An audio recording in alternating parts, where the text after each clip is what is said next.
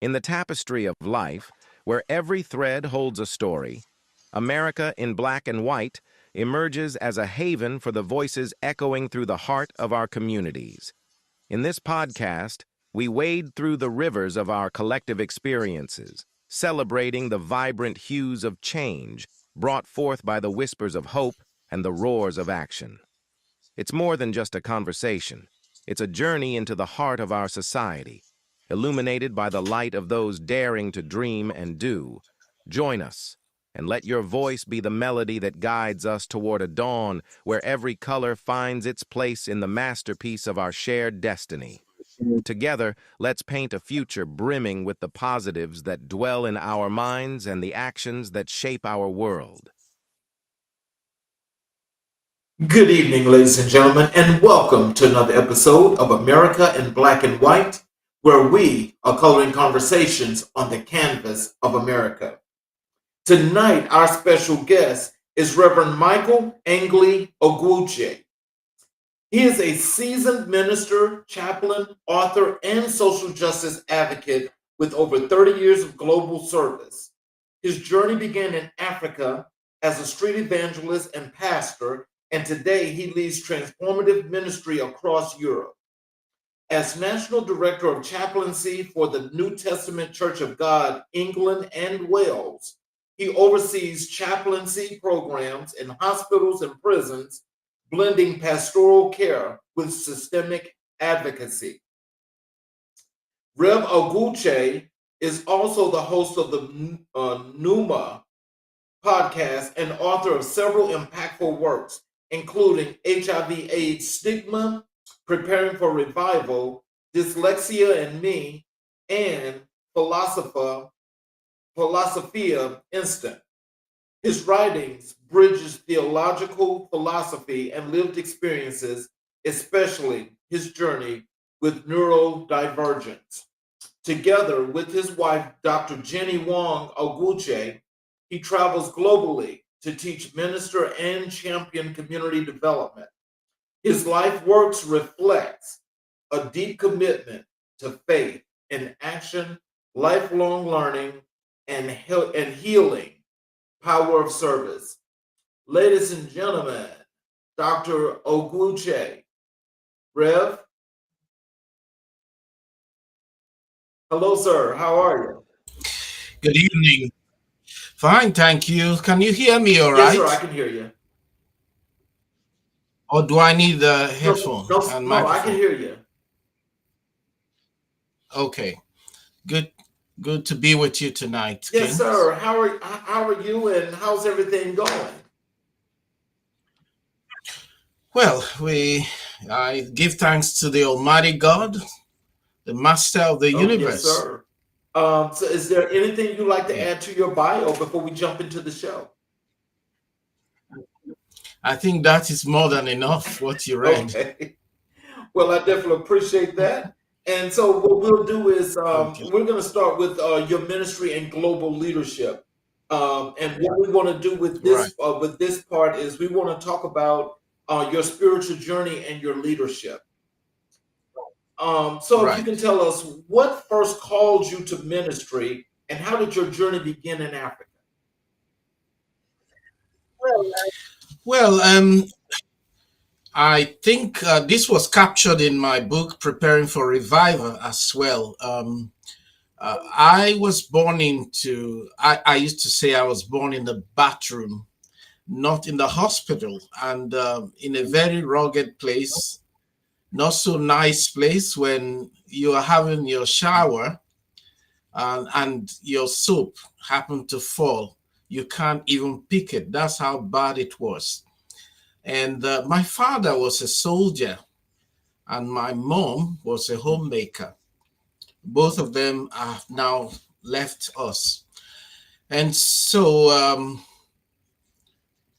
a couple of years ago, that's before 1987, when I gave my life to Christ, because I understood what poverty was, I didn't want to be poor. So I tried so many things that my parents will not even know or can reckon with, and including trying to join occultic group, so that I can become wealthy.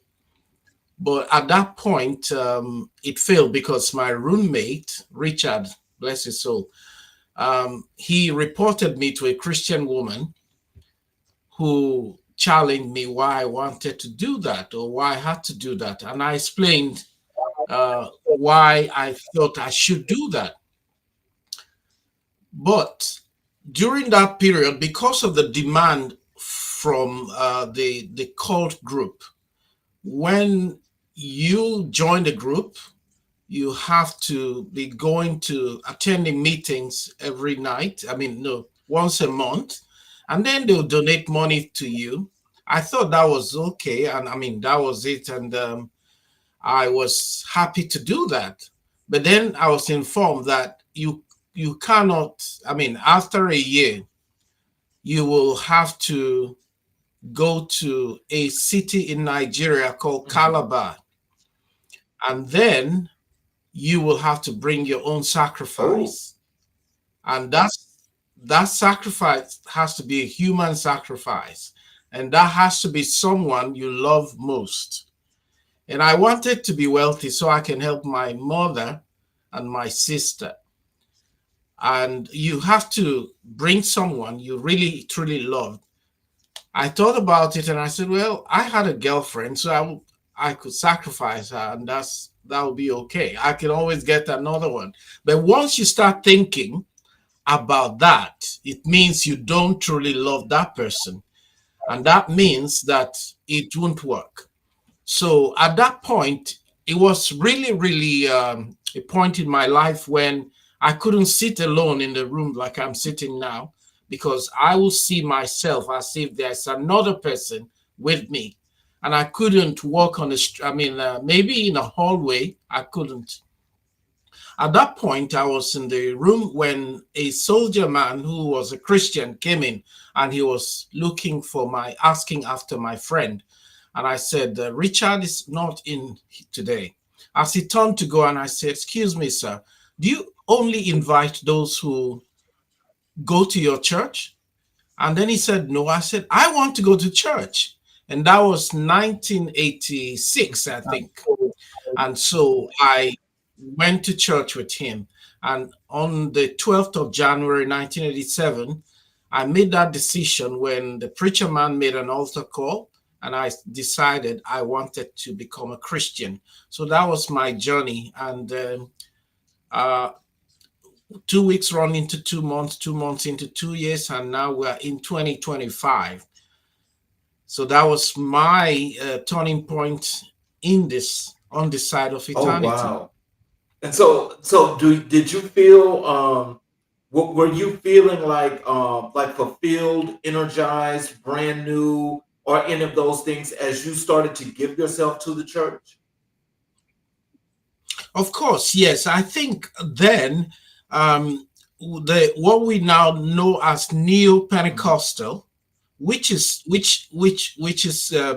linked to the American dream, was not very popular then. It was the classical Mhm. Pentecostal church, and then we were preparing to go to heaven, and so most of my preparation was not for this world, not as it is now.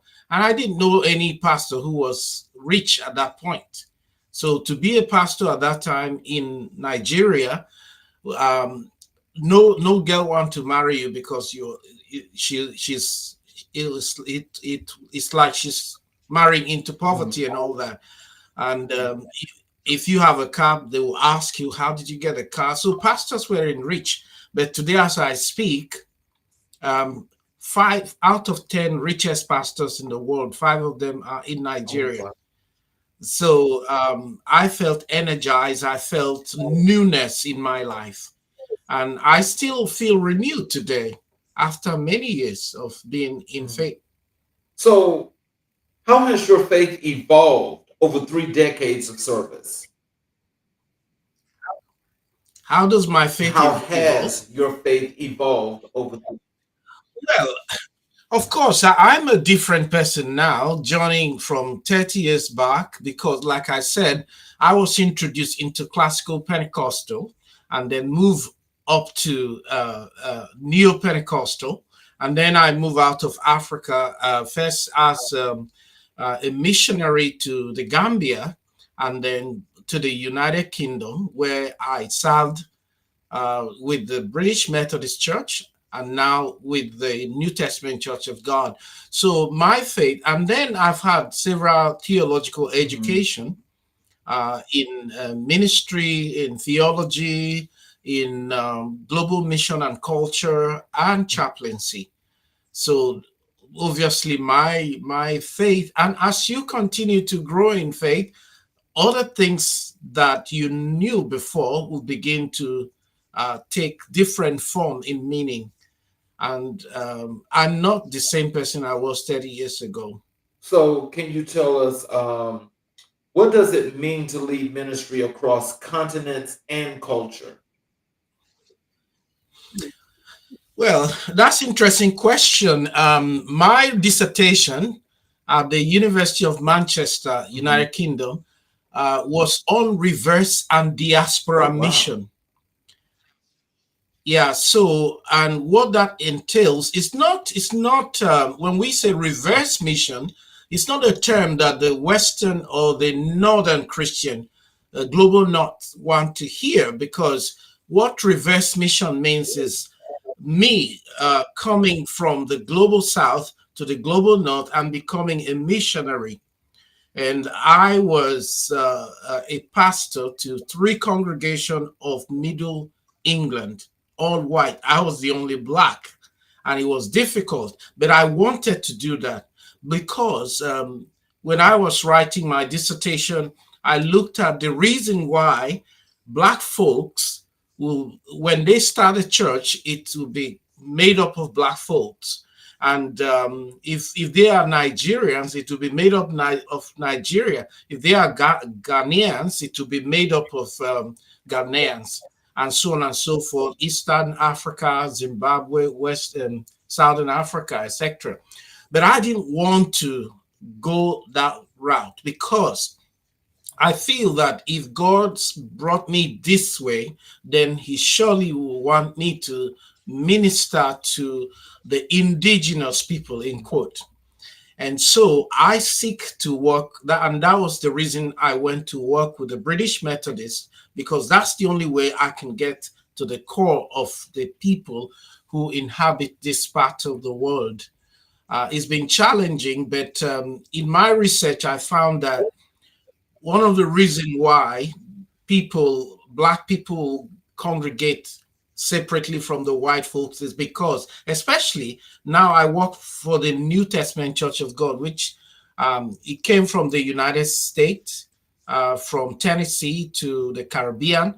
And then when the Caribbeans came here by invitation of the king, of the queen rather, they wanted to mix up with the rest of the churches, but they were never not accepted, and so they decided to establish their own church. So today, the New Testament Church of God is one of the black majority churches in the United Kingdom, and I think I'm the only Nigerian who works among Caribbeans. And so it's not been easy working across board because, as I said, I've worked in the Gambia, and then I've been to Romania for ministry as chaplain. I've been to other parts of Europe and even the United States as well. So for me, it's only give me a new perspective about the human race. We have one race, and that is the human race. And so I see every human being as a true identity of the one true God. It doesn't matter what pigmentation you come with. Oh, wow. So, so as you're doing this and you're doing this world travel, you're going country to country. What are your Yeah. interactions with the people that you're meeting and learning of the differences in your religion as it goes per different, all these different segments of the world? What are your interactions with the people that you've come across? What has that been like? Well, like I said, I think I've been to parts of China and Hong Kong, And in fact, I have a partnership in Hong Kong. And so, one common thing that brings us together is our common humanity and the belief in Christ. I think one um, notable aspect of human relationship that I found in China is that as a foreigner in China, you're not allowed to join in worship with the Chinese people. That's on mainland China. That's because they don't want you to corrupt the people. You're allowed to go to an international church, but not the church, the indigenous Chinese church. Wow. So, but still, we have one human, one connection as human beings. And I've preached in China, in Hong Kong and other places, and the feeling is the same.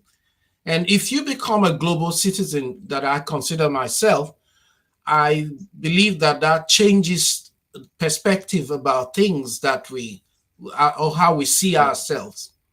You see, and again, as coming from Nigeria, we do not have history that we were oppressed. At least not from my own time.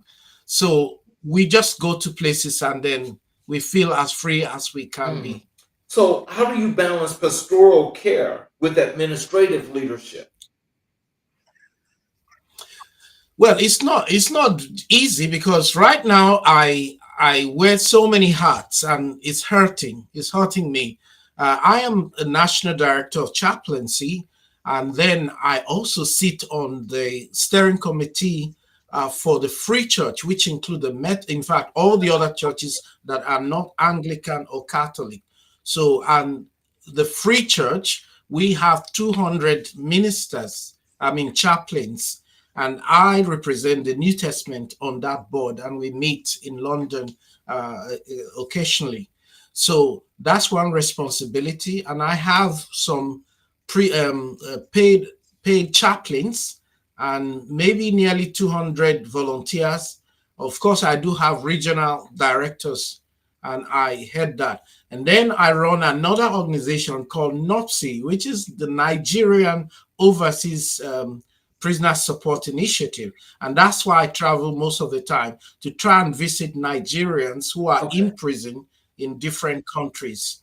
And then for example, recently about 34 Nigerians, I don't know if that's happened, they were, involved in drug trafficking, and they were imprisoned in Thailand, Indonesia rather, and they sentenced them to death. And so I asked the Nigerian government if I could go to see them before they execute them. So things like that. I wanted to be where those who have lost their way in this world are. So and I work for His Majesty's prison as well. Every week I do 20 hours at the prison, and then occasionally hospital as well. So I have many things I'm doing. And as I mentioned to you some times ago, I'm also a student at Wesleyan Robert University in state of New York, Rochester. So I'm doing a doctor of ministry. So with all of this, I am very busy. Oh, wow. But I do have assistant as well who help me with most of the things that I have to do. So, what's your approach to mentoring emerging chaplains and ministers? What's your approach? What's your approach to mentoring? Okay. Yes. Okay. Chaplaincy is another unique ministry. It's a ministry outside the gate. And I totally enjoy being with the men in prison, because there you see life differently. So, but many chaplains are not young. We're just talking about that in my office recently. Why young people are not in chaplaincy, especially like prison. Most of us are past maybe 40, 50, and all that. And that's because it's a vocation where you try to, I mean, your experience matters as well, and also your approach. For example, when a prisoner tried to insult me, sometimes I would say I'll try to de-escalate the situation and say, being in prison is bad enough. And if I were in your shoe, I'll be mad as well. So I'd never get angry with them because of that. So mentoring, what I'm, as a national director of chaplaincy, what I'm trying to do right now is to bring up young men and women to join the British Armed Forces as chaplain. And so I am in the midst of doing that.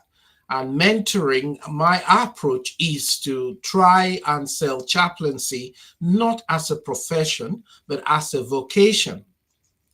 Because once we begin to approach chaplaincy from professional perspective, which is expected by the institution, we seems to lose the touch why we are called in the first instance.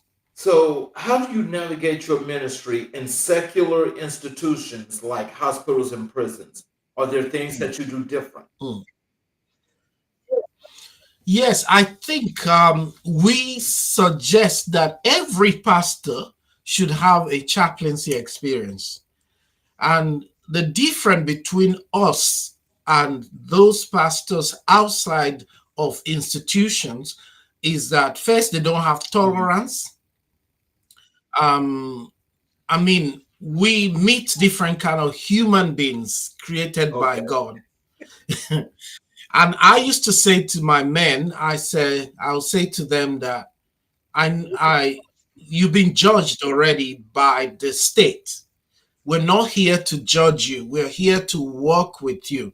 And what strikes me most of the time is that when I'm sitting in front of a prisoner who have murdered someone or have done something terrible, I don't see the prisoner, the crime that the person commits.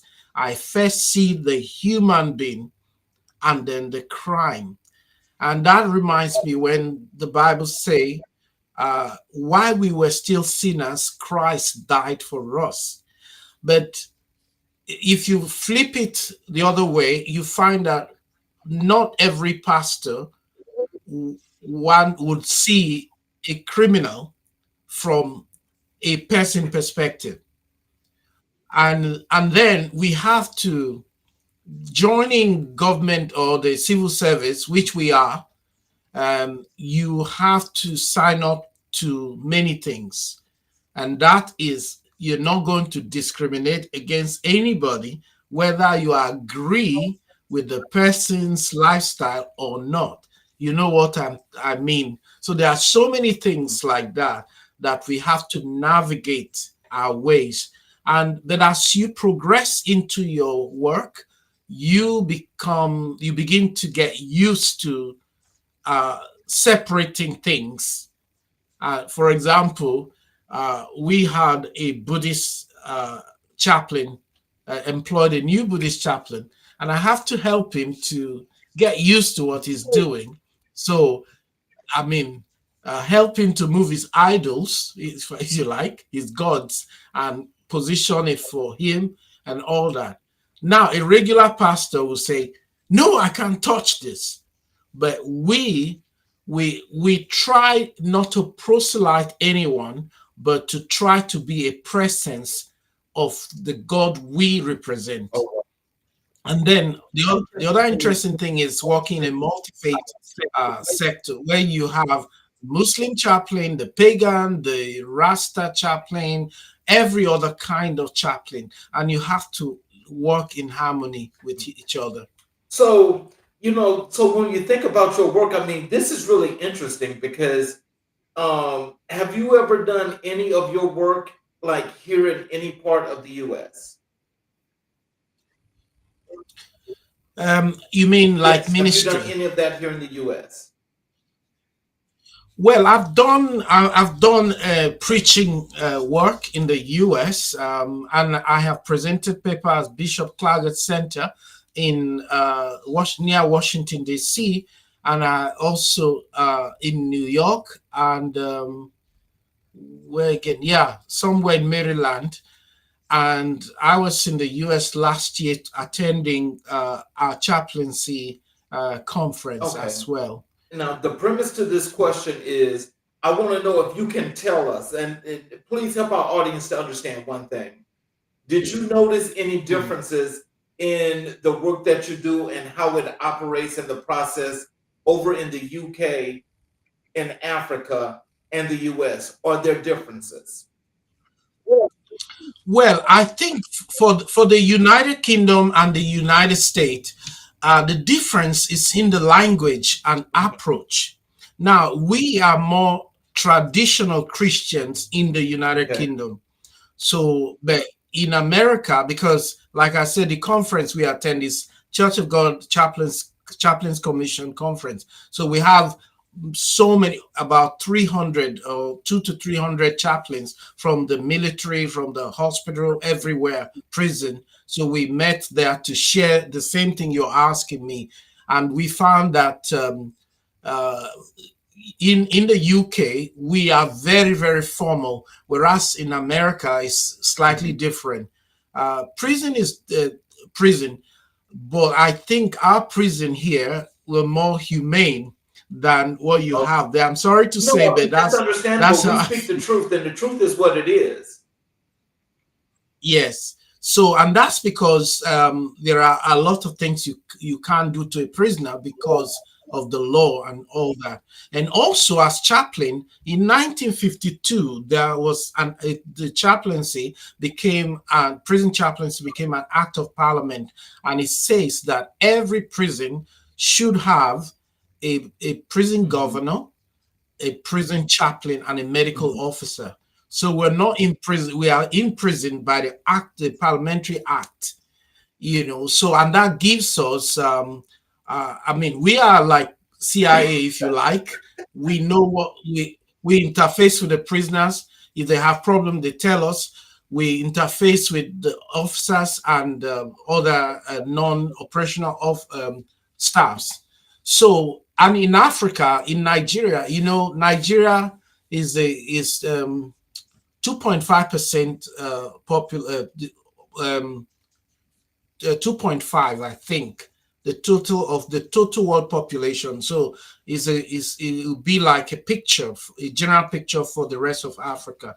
Now, in most African country, they don't recognize chaplain in the way it is recognized in the US and in the UK and Australia, or the first world, if you like. And that's because the churches, the pastors go to the prison by themselves, so they haven't seen the need for having chaplain, and they are making mistake. I was in Nigeria recently as well, to meet with some of the leaders of the prison to try to tell them that chaplains, we do three things: we provide spiritual care, pastoral care, and religious care. Now, spiritual care uh, is you can't be spiritual without religion. Every human being have a spiritual dimension, and some know it and some don't. But in Africa, when you say that, they don't understand it that way. So when you say chaplain, they think you're going to preach to someone, but that's not what we do. We provide spiritual care. For example, if somebody died, a prisoner lost a family, regardless of faith, we will say, would you like to light a candle in memory of your loved one? Or if they are down in their spirit, we're there with them. And religious care, we provide maybe weddings, baptism, and then pastoral care, we provide that to everyone who need care in our custody. So that doesn't happen in that way in most parts of Africa, but in the UK it's a big thing, and in the US Okay. too. So, what role Yeah. does public theology play in your work today? what role does With theology play? theology, what part? Okay, public theology, you mean, right? Well, I think again, like I said, every pastor should have a taste of chaplaincy, because public theology, you approach theology not from a narrow perspective, but looking at the general picture of humankind. So I studied chaplaincy, masters in chaplaincy, and then but it's also fitting nicely with public theology, which I am interested in. And so public theology plays a very big role in chaplaincy, because it gives you the broader view of life in itself. And I said to my bishop, I said, um, when the whole churches are closed, we are going to be the last fort that will be present, because we are everywhere. At the airport, you find us. I mean, retirement home, name everywhere, chaplaincies everywhere. And we do not bring religiosity, we bring humanity while keeping our faith in the gods that we believe. So, how do you integrate cultural sensitivity into your chaplain's programs? Well, the unfortunate thing is, in our prison, like the United States, we have a lot of black people, young black people in prisons here in this country.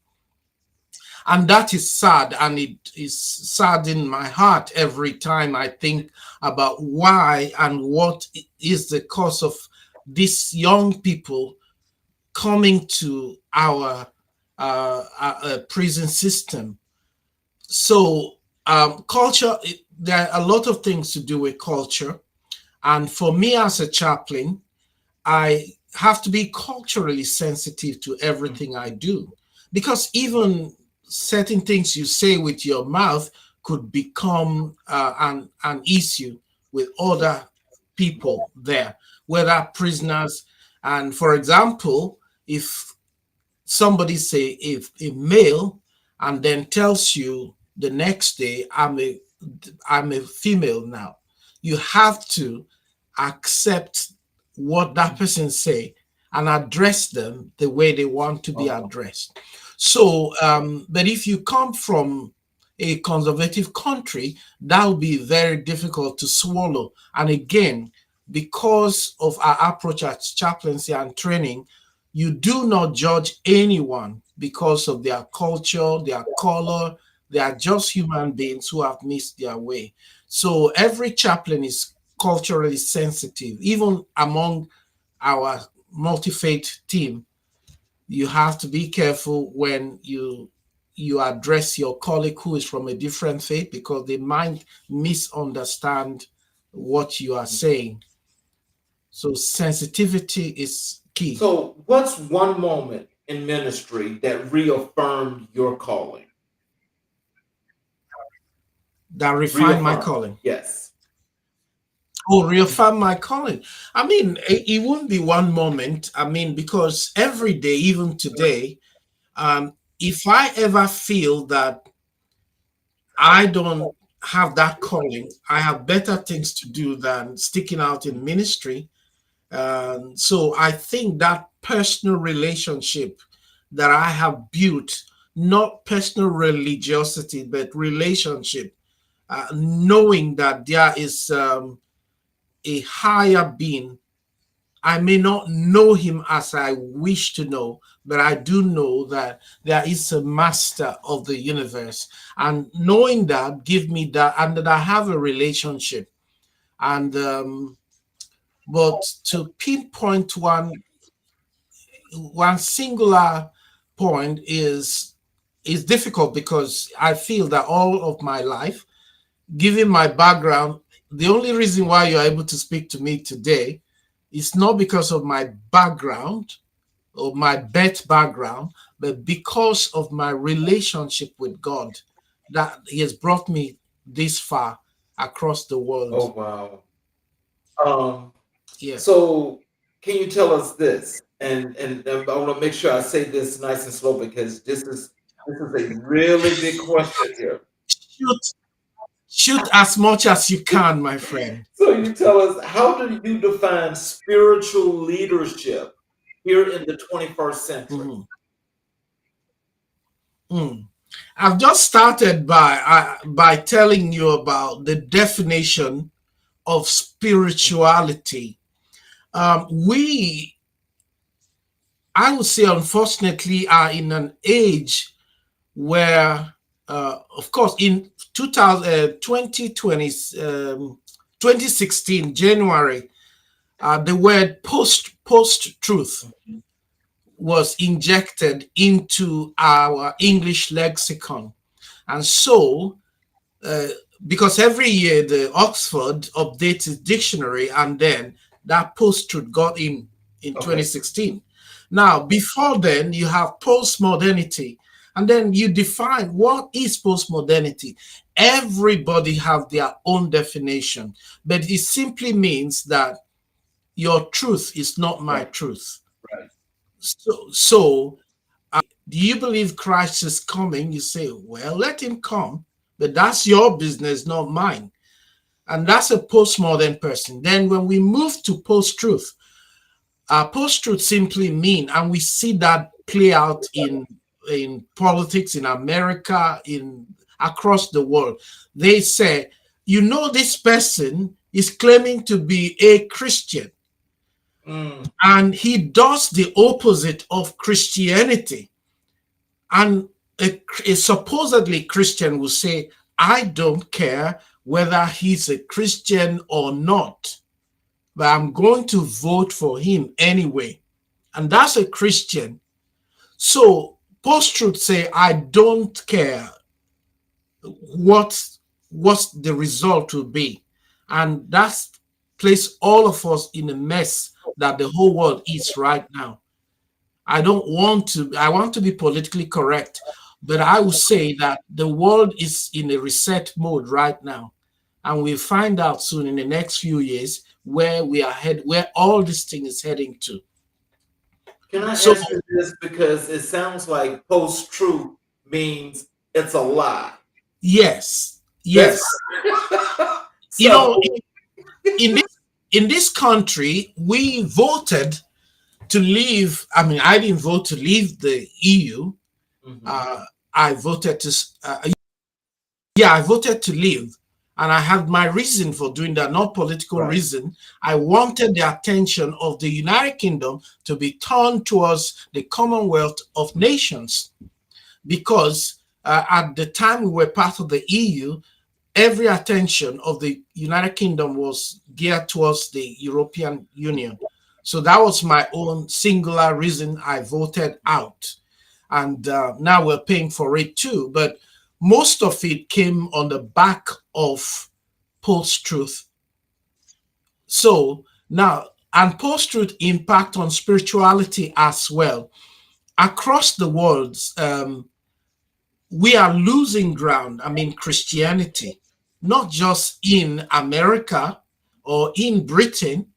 If you go to places like Nigeria, you see instead of Christianity, you find syncretic gospel.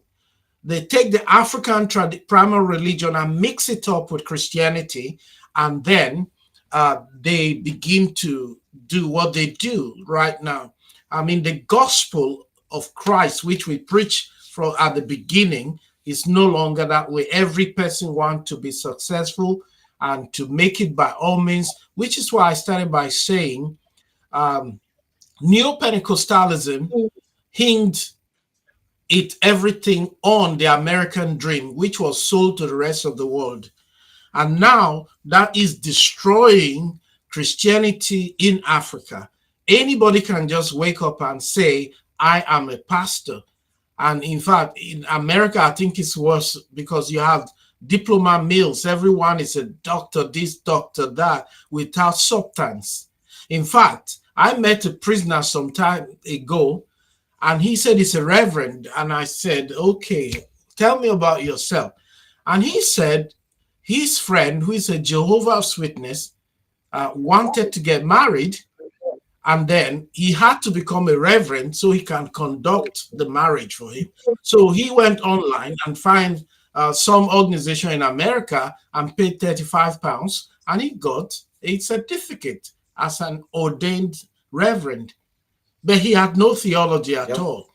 So I think the rest of the world, they copy from the US, and that is taking us not to the place we need to be, and we're in a very murky water in the name of spirituality.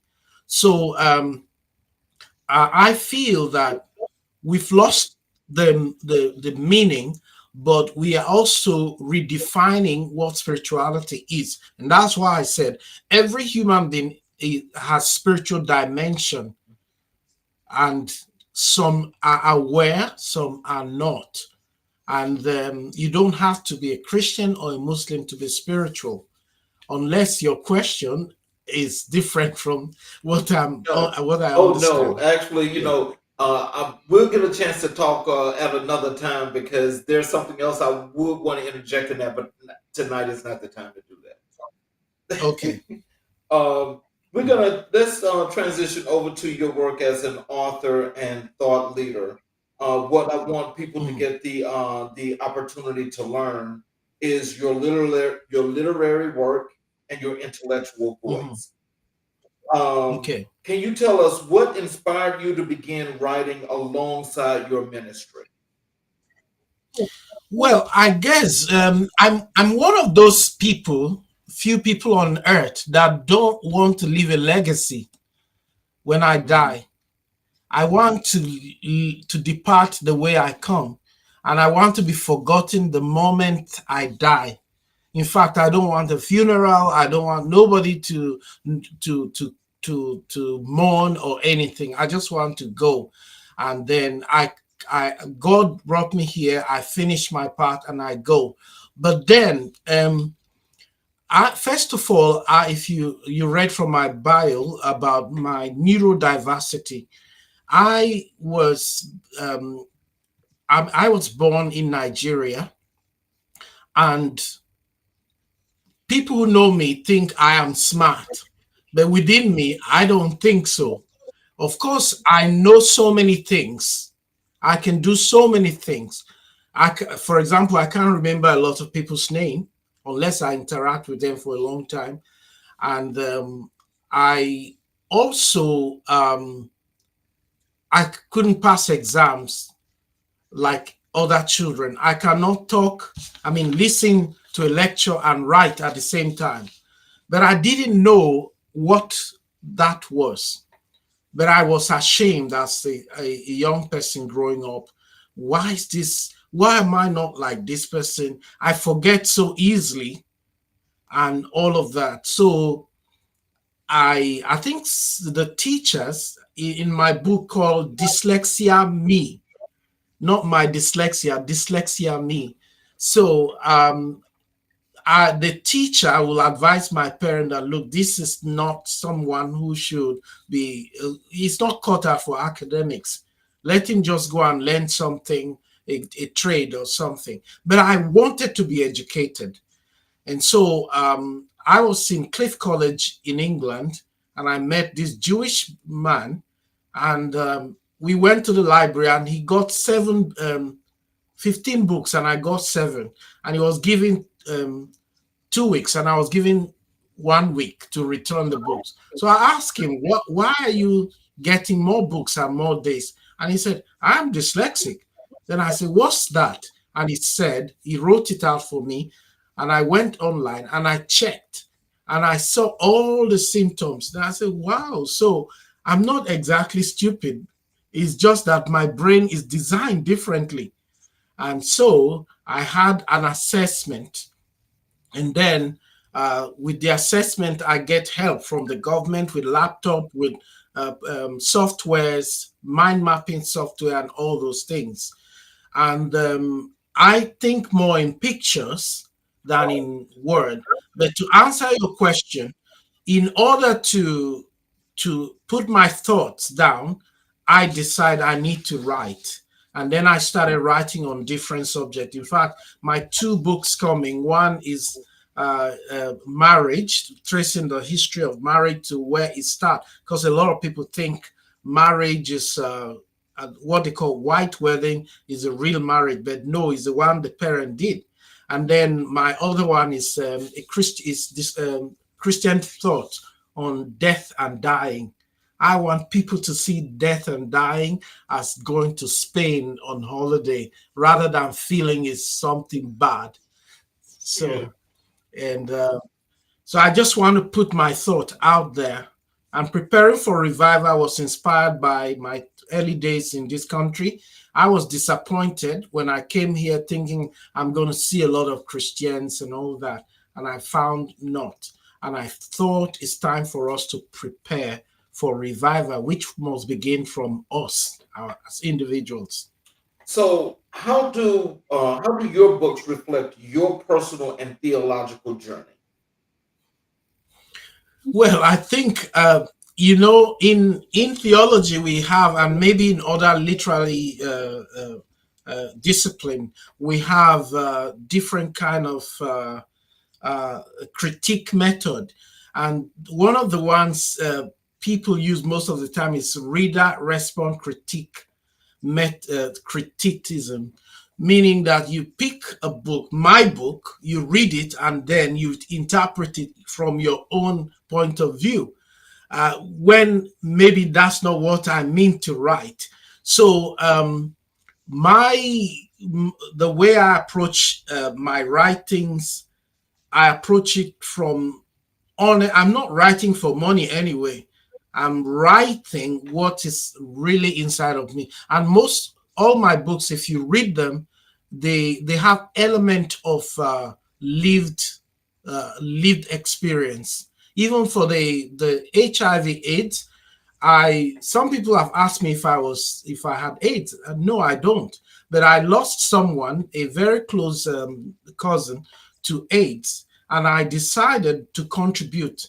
And so I've been part of the International AIDS Society, both in the US. I was in Canada, Montreal, not long ago. I volunteer as a volunteer supervisor for the conference. It's the biggest AIDS conference. And so I've been speaking to churches too and present papers on that particular subject. So, and the book is dedicated to my cousin. And then Dyslexia Me is about my story of dyslexia. And then Preparing for Revival is about my experience also of this country and the West. And it's written to the British public. And then Philosophia Instant is a collection of thoughts that I have, which I dedicate to the men in my prison. So, can you tell us this? What messages or what message were you hoping to share in Dyslexia and Me? I wanted people to know that neurodiversity is dyslexia precisely. Now, the umbrella word is neurodiversity. So some call it learning difficulty, but we call it learning difference. That's because the general educational system of the world is not designed by us. It's designed by supposedly non-neurodiverse people. So if we are given the chance to be the one to design education, the rest of you guys who are non-neurodiverse people will become disabled. So I want to bring to the people that look, 40%, over 40% of American billionaires are all neurodiverse people, all of them. In the UK, we have Richard Branson, we have all these other people. Richard Branson, for example, left school at 16 with PhD today and all of that. So we just need to be able to know that when your child is doing things slower or different, it's not stupid. It's just that the brain is wired differently. And so that's the message I want to pass to the rest of the world about my story and the story of others. There's a comment here in the chat here. This is from B. Marcus Flanders. He just says peace and blessings. Mm. Um, I have well this next question here. Mhm. How do you use writing to challenge stigma and promote healing? Well, I guess, unfortunately, again, we have a learning deficit in this world right now. People are more illiterate. Illiteracy, I'm sure listeners will know. Illiteracy is you can read, you can write, but you don't want to read. Mm. So you want to watch instead. And then people now, they are more into micro learning. I mean, break it down. And that's what, so now you have, in fact, I'm working on a project called Digital Chaplaincy, and we will be, we're looking for universities and all that will help us to do that. And what we want to do is to employ uh, platform like ChatGPT and train them as chaplains to be able to be available for 24 hours and can, it's a triage that can that can flag off any danger. So now people want everything broken down, and so with the advent of artificial intelligence, you can do this so easily in minutes. So like you take my book and you put it through ChatGPT. What is this book saying in 5 words? And it'll tell you what the book is saying. But you do need to have uh, uh, NA to use AI, NI to use AI. NI means natural intelligence, and then AI, artificial intelligence. So you need the both. So people are not reading now, and we have to explore. I was in Singapore a year ago.